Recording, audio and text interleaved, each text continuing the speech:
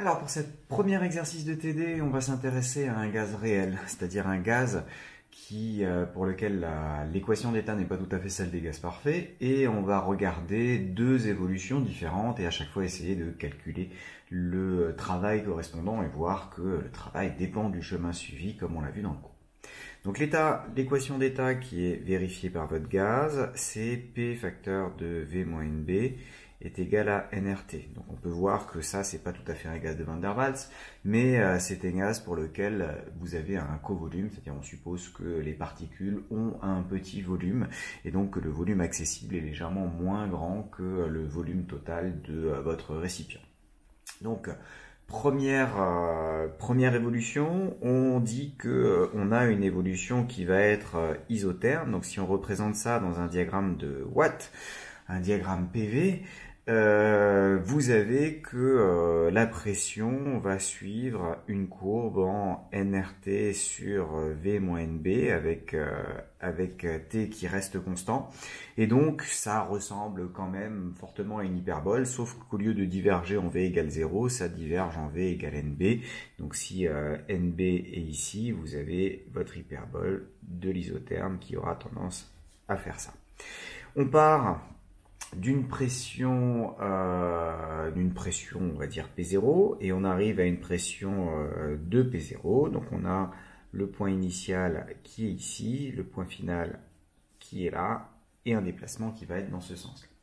Si on veut estimer le travail, alors déjà on peut visualiser ce travail en disant que c'est l'air qui va être ici sous la courbe, et donc on va essayer de le calculer. Donc si on vient à l'expression, cette expression du travail, c'est l'intégrale des moins pxt dv, où pxt, étant donné que votre évolution est isotherme, donc quasi statique, donc on a à tout moment, on va avoir un équilibre entre l'intérieur et l'extérieur, elle est suffisamment lente pour qu'il y ait équilibre de pression, donc cette pression extérieure, c'est en fait la pression du gaz, et cette pression du gaz, je peux l'écrire en nRT sur V moins NB dV.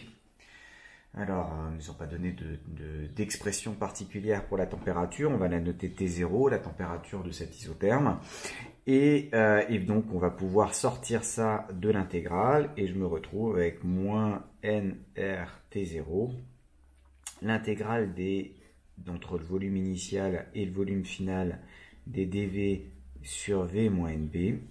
Ça s'intègre relativement sympathiquement. Ça me fait nRT0 et c'est la primitive ln de V moins NB entre le volume initial et le volume final.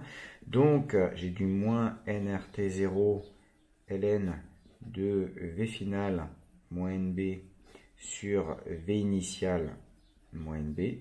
Là, on va pouvoir utiliser que V moins NB pour simplifier un tout petit peu, c'est nRT, donc là en l'occurrence nRT0 sur la pression. Donc si on remplace, ça me fait moins nRT0 ln de nRT0 sur la pression finale divisé par nRT0 sur la pression initiale. Et je me retrouve avec du moins nRT0 ln de pression initiale sur pression finale. La pression initiale étant la moitié de la pression finale, j'ai du ln de 1,5, moins ln de 1,5, ça fait plus ln de 2, donc ça me fait du plus nRT0 ln de 2. On a donc une expression explicite pour ce travail qui dépend de la température et du rapport entre la pression initiale et la pression finale. C'est en fait la même expression si on avait une isotherme pour un gaz parfait, pour la simple raison que le rapport, l'intégrale fait intervenir V moins NB, et V moins NB c'est justement ce qui produit, ce qui multiplie P. Donc si V moins NB est multiplié par, si la pression est multipliée par 2, V moins NB est divisé par 2, et vous avez le même type de relation. Ok, donc ça c'est pour l'isotherme, et on aimerait savoir qu'est-ce qui se passe si on fait une évolution à volume constant suivie d'une évolution à pression constante. Donc une évolution, on part du même endroit à volume constant, ça veut dire qu'on monte comme ça, et ensuite on fait une pression constante. Donc là déjà, sur le graphique, vous voyez tout de suite qu'on doit trouver un travail qui va être positif parce qu'on a une compression et qui va être plus grand que celui qu'on a trouvé pour l'isotherme. Alors, vérifions. Donc, si je fais un point intermédiaire A comme ça, le travail lors de la deuxième évolution, donc deuxième évolution, le travail correspondant va être le travail de IAA plus le travail de AAF. Le travail de IAA, je suis sur une isocore, donc ça vaut 0. Le travail de AAF, ça me donne moins l'intégrale des PDV où P, c'est en fait la pression finale, Px qui est égale à P, qui est égale à la pression finale qui reste constante. Donc je peux le sortir de l'intégrale. Donc je me retrouve avec moins PF, facteur de, du volume final moins le volume initial. Si monsieur veut bien se permettre, je vous en prie.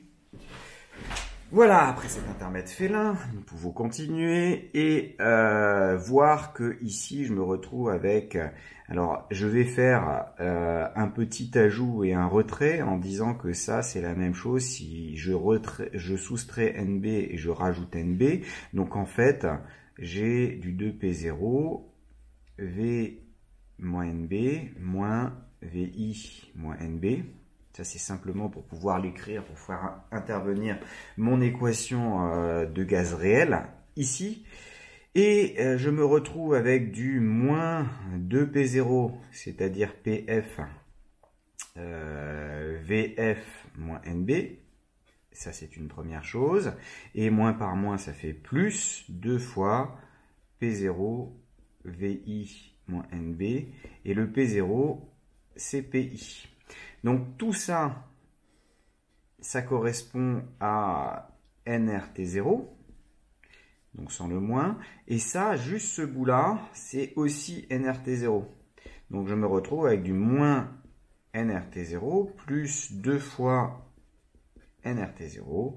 Et donc j'ai du nRT0. Donc le travail, dans cette deuxième évolution, vaut nRT0, alors qu'avant il valait nRT0 ln de 2.